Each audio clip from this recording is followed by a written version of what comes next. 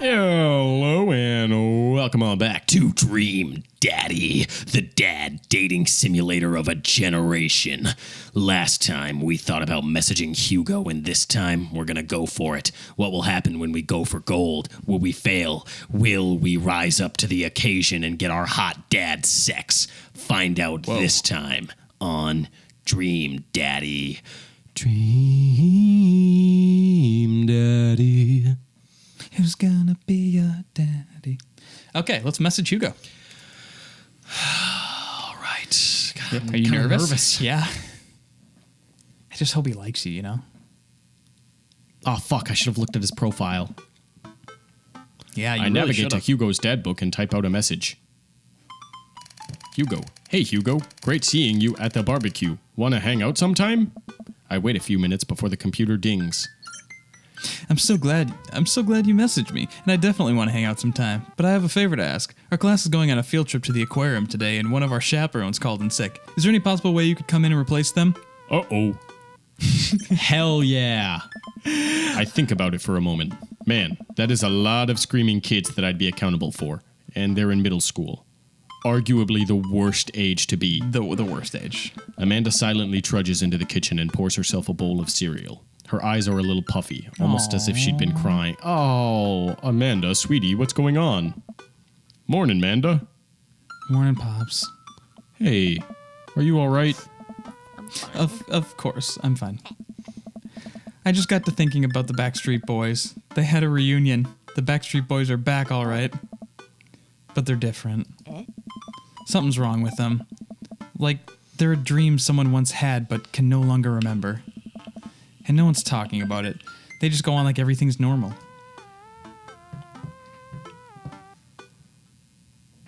But were they original? Were they really the only ones? The answer is no. We see boy bands come and go all the time. When they're popular, we'll act as if they don't like their music, and in a few decades their songs will be considered classics. It's just the way the world works. The Beatles were once the hot new boy band, you know. So, do fathers just lose their dad license if they don't mention the Beatles at least once a month? Yes, but mentions of Rush or Billy Joel are acceptable in a pinch. But seriously. You know you can talk to me about anything, right? Yeah, that's why I'm talking about the Backstreet Boys with you. Okay, just remember that it's okay to be sad. And also remember that I love you very much. And only want what's best for you. That's all. All right. Jeez, don't make me cry again. Hey, how was middle school for you? Bad. But nobody likes middle school. It's 3 years of bad acne, crying, and being generally terrible. Ugh. Everyone sucks, no self-awareness, just a bunch of hormonal teenagers locked in a gross old building for 40 plus hours a week, doing long division and starting fights over, pizza day, top 40s pop. Middle schoolers should be avoided at all costs. What's your middle school experience like? I don't remember. I repressed all of it. It was so long ago, we probably rode dinosaurs to class and bartered for lunch with the tiny skulls of the animals we had slain. You probably had to walk uphill in snow both ways too, huh? And we liked it. See? Middle schoolers are reprehensible. Wait, why are you asking me about middle school? Oh, Mr. Vega requested my help to chaperone his middle school class to the aquarium. Just wanted to know what I was in for. You get to go to the aquarium? Are you kidding me? The last field trip I got to go on was a clam chowder factory. They didn't even give us clam chowder. They gave us square pizza at a clam chowder factory. Oh, is that why you won't eat clam chowder anymore? No, it's because Bobby Wellington threw up into one of the vats of clam chowder, and I'm the only one who saw it happen.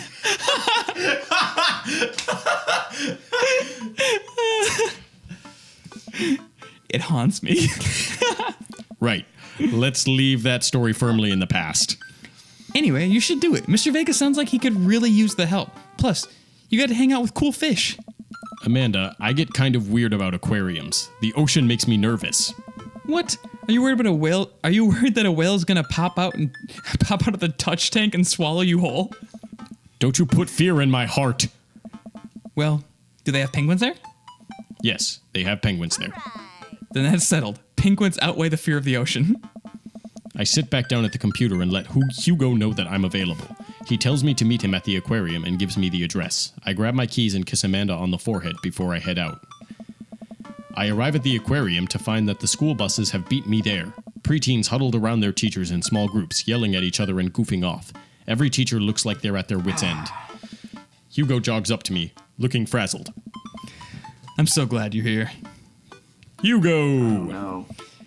It's been a debacle all morning. We're shorthanded for most of the kids, and most of the kids won't stop screaming, as I'm sure you know is the case with all middle schoolers. Gosh. I lived through Amanda at 12. I'm all too familiar. Great. Well, it's you and me chaperoning a group of 10 kids. They're over here. Hugo walks me over to a gaggle of preteens who are all sitting on the ground playing with their phones. They're not kicking each other like some of the other groups, so we're off to a good start. Can you guys put your phones away? All of the kids look up to him for a moment to stare at Hugo. They then go back to texting. At least they're quiet. Too quiet. These guys are up to something. I can feel it. There's no way. They're too busy thinking about not getting food stuck in their braces to pull any stunts. It's middle school after all. We'll see. The classes start filing into the aquarium and Hugo hands out massive stapled packets of paper to each kid. These are due at the end of the field trip. Yes, there will be a grade for it. No, you can't borrow a pencil. The kids collectively groan and grab the sheets from Hugo. What's in the packet? Honestly, it's just busy work so that the teachers can have moments of reprieve. I think that one of the questions asked them to sit quietly for 10 minutes and think about the Great Barrier Reef. Teacher hacks. I like that. Wait, I thought you were an English teacher. What does the aquarium have to do with books? We just did a unit on the old man in the sea. Nothing quite like introducing the kids to the futile perseverance of the human spirit by making them pet stingrays. Rip Steve Irwin. R.I.P. to the big man. It gives us time to check out some of the exhibits as well. Come on. They have a phenomenal selection of tropical fish. While the kids sit on the floor and pretend to do their assignments while they text, Hugo and I wander over to a large tank filled with brightly colored fish. Hugo points to a brown and white fish with long spines. That's right. There's a lionfish. Do you know that their stomachs can expand up to 30 times in size? Whoa. Hey. Their spines are venomous, too. Nature is hardcore. Yes. You think that's bad? Take a look at this one over here. Hugo points to a spiny, grumpy-looking fish hanging out near the bottom of the tank. That's a stonefish, the most venomous fish in the world. And they just, keep it here? Oh, they're relatively harmless so long as you don't step on them. What happens if you step on them? Tissue necrosis. Cool. Nature is wild. Man, Hugo seems to know a lot about fish. I feel the overwhelming need to impress him. Of course, he's a hot dad. Hey, see that fish over there? That one? Yeah, that's the Ooh. American longfin. That seems right. Yeah? Did you know that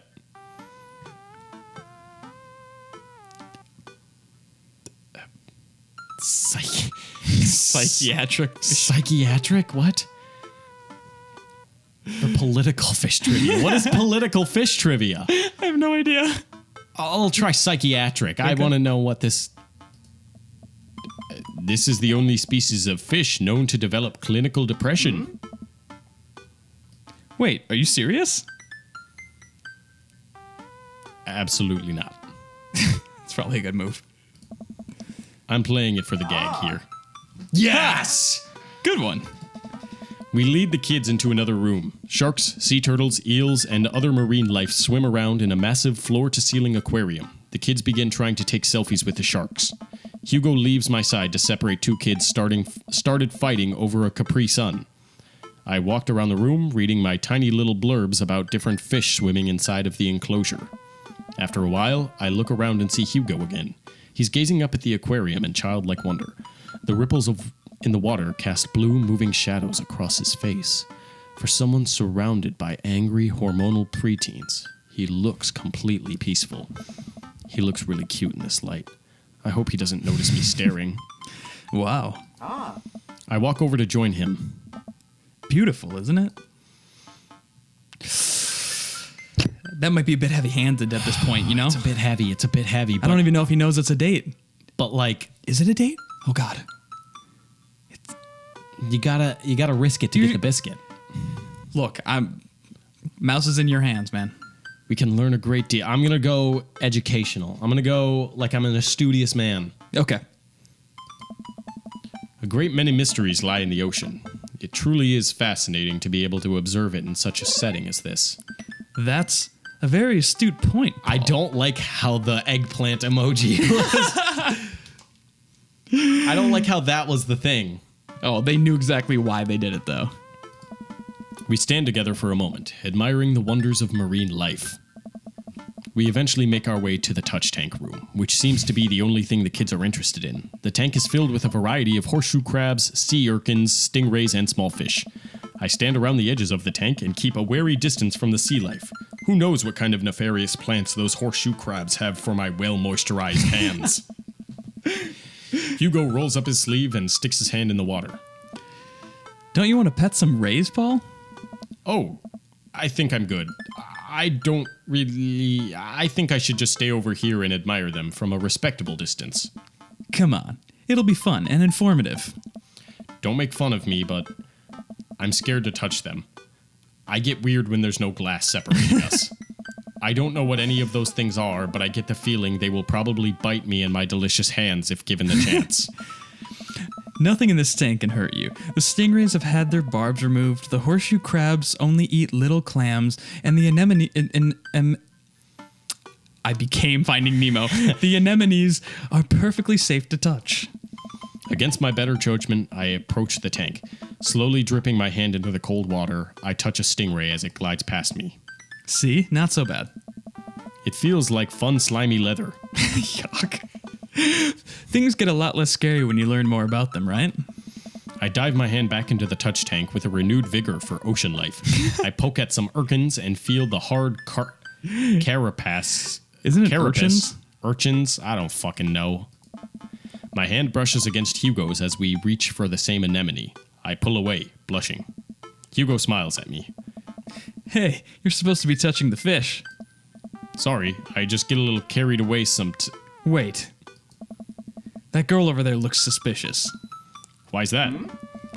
Are backpacks usually that wet? Hold on. Susan, get back here. Hugo runs after a middle schooler and catches her before she can make it to the exit. Want to tell me what's in the bag? Oh god, it's a gun. $10. Want to tell me what's really in the bag? Susan won't budge. I walk over to Hugo and the girl. I think he might need a bad cop. Look, kid. We don't have times for games here. That's an easy 5 to 10 in the clink. I'm not afraid to hit a child. I don't think he'd like that, but maybe. Maybe That's he's an turned easy on 5 by to 10 in the clink. What's the clink? prison. Okay. That's an easy 5 to 10 in the clink. Yeah, it's kind of joking. We'll see. I had a bud go down for that once. He came out a changed man. Said he missed the bars. You're not a teacher. You can't tell me what to do. Yes, well, I am. Can you please put the bag down? Next time, we won't say please. Susan glares at Hugo for a moment before dropping her book bag on the floor. It lands with a wet slap. We stare at it for a moment before it starts to move. Hugo leans down and unzips the backpack. A horseshoe crab frantically scuttles out and across the floor. An employee swoops in, scoops it up, and places it back into the tank. She gives us a disapproving look. Jesus, Susan, what was your plan? I was trying to free him. To where? Outside? Where he was going to die? Susan, go back to your group. We'll discuss this later. Yeah, and hands where we can see him. Susan sulks off, leaving me alone with Hugo. He gives me a pat on the shoulder. Middle schoolers have sticky hands. I doubt it's the first time that's happened over here. Or the last. In the next room, we see a variety of smaller tanks, sea urchins, tiny fish, and a rainbow of beautiful underwater plant life surround us. Look over there. Hugo points to some seahorses gathered at the bottom of a tank. One of them is in the middle of giving birth. That's actually the male seahorse. Sort of takes fatherhood to a new level, doesn't it? Hey kids, come check this out. There's a male seahorse giving birth. A low murmur from the students. They just jump back on their phones. Fun fact, male seahorses can even give birth and then get pregnant in the same day. Man, we thought we had it hard.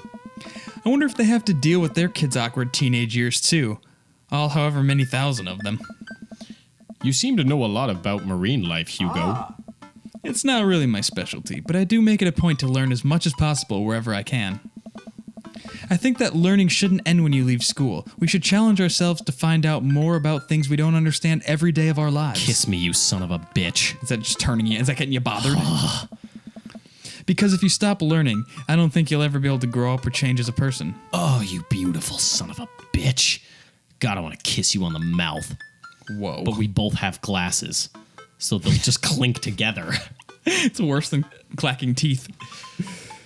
Good point. But I still don't trust the ocean. Me either, Paul Rudd. We'll get there. We finally make our way over to my favorite part of the tour, the Arctic exhibit. Do we get to see the penguins? Yes, we get to see the penguins. Hell yes. Just so excited for penguins. Our group of kids run around the exhibits. They won't stop tapping on the glass of the puffin enclosure, trying to get their attention. For at least a few moments, teachers, chaperones, and students alike seem to be having a great time. What was I so worried about? This isn't too bad. Hugo suddenly grabs my arm. Oh my god, there's a student at the penguin enclosure. Wait, just kidding, it's very bad. Is it one of ours? It most certainly is. Molly Henderson, Susan's friend. I look over to the penguins and see a determined-looking kid crouching behind a rock. She's hiding just out of sight of one of the employees. Over on the side of the enclosure, I see a door to the exhibit ajar. Was it unlocked this whole time? We gotta stop her before the staff sees and bans our school for life. Hugo looks around. I'll create a distraction. Hugo runs toward the puffin exhibit and addresses the entire room. Everybody, everybody, everybody, I have an announcement. The whole room turns toward Hugo. Here's a few facts I bet you didn't know about penguins. Everybody just stares at Hugo, confused. Well, this is my shot. I run into the enclosure and am greeted by a cold blast of air. Psst! Hey! The girl whips around to look at me. Her nose is pink from the cold. You can't be in here! Neither can you. I try to walk over to the girl, but the ground is so icy that I just end up slipping. I catch myself before I hit the ground, but the girl still laughs at me. Contrary to popular belief, penguins are birds. Birds traditionally known to fly, but penguins cannot. So I can understand some confusion when we're discussing the birdness of penguins. The crowd is still somehow enraptured. Kid, what are you even doing? I'm letting the penguins go. They deserve freedom. Where are they even going to go? They're gonna live in my closet. Look, I just don't even have the time to argue about this. We gotta get out of here. Not until I save a penguin. Little known fact that penguins only live in cold climates. With some exceptions, so they don't all live in cold climates, but if you're splitting hairs here. Did I mention that they don't fly? The crowd is starting to lose interest. I'm running out of time.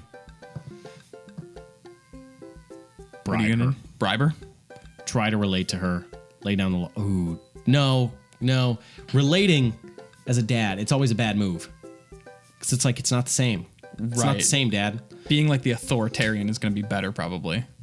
Or bribing. Bribe her. Do whatever. I will give you $20 right now if you leave with me. Molly thinks for a second. Okay, well, give it to me right now. I reach into my pocket and pull out everything I have, examining each bill. Okay, well, I have $12 and some change, and there's also a button here. Is that enough? Pay me the other 8 later and we have a deal. We move to shake on our arrangement before I suddenly realize there's a wave of penguins on their way out of the enclosure. We're gonna have to block these birds. Oh god, is this a minigame? Yeah. Do I have to hit it? Yep. Oh, I love how they just slip these little mini games in here. It's just like a polite little slap. I love this.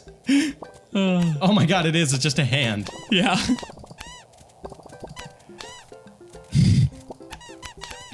It's so fucking doofy. Wow, you are really giving it to those penguins. Oh, dude, they're all wearing little bow ties. It's adorable. I feel bad for slapping these penguins. You bribed her. Perfect. Bribe that teen. Perfection. Mission complete, Tyler. Mission complete. Penguins escaped. 0. Yes! You've done it. I saved the penguins. Expertly done. Tyler, you had an S plus rank on this. Is S plus better than A? S plus is the best you can get. You nailed it. Hell yeah. Whew. Glad that's over. Just in time, too. Looks like Hugo was wrapping up his diversionary penguin speech. And that's why I think penguins are one of the best animals in the world. A few people in the audience clap out of a sense of duty. Everybody starts dispersing. Hugo spots us from across the way and runs over. Molly, what were you doing in there? I was liberating animals, Mr. Vega. You realize the penguins can only survive in Arctic temperatures, right? You would have had a dead penguin on your hands. Well, it was the thought that counts. No, Molly, it wasn't. Molly turns to me. You owe me $8. Sweet manchego. What? I'll pay you later, kid. Molly runs off towards Susan, I suppose so that they can compare animal thief notes. You're not off the hook, Molly. Paul, did you just bribe a child? You can't play by the rules when there's penguins on the line. Listen, man, we've all done dark things in our lives. I'm not the young, bright-eyed youth I used to be. That person believed in a world where you wouldn't have to bribe children to save a penguin. The me today knows different. I only wish I could go back. Let's just get through the day and get out of here. Okay, there wasn't a dislike thing. So I think it's a safe. neutral. I'm a neutral. I'm in neutral No zone hearts right now. came out, which was a bummer, but With the day finally coming to a close, the whole field trip is ushered through the gift shop, and we make our way back out to the school buses. As we leave the aquarium and the kids load onto the buses, Hugo pulls me aside. hey, Paul, thank you so much for helping me out today. You're a lifesaver. It was no problem. It was actually kind of fun. Let me take you out next time and make it up to you. You like cheese boards? I don't know what that is. It's like cheese and wine and Oh, yeah, I want cheese board. Oh, yeah. There is nothing on earth more satisfying than a good cheese board. nailed it, T. You're putting in moves. I'm on putting this. the work in on You're this laying guy. it thick, all right? Great. Well, I got to go make sure the kids don't steal anything else. See you around. Tyler, with that date completed, what do you say we pick up on Dream Daddy next time? I think that's a wonderful idea. We'll see you next time on Dream Daddy. Dream Daddy, who's gonna be your daddy?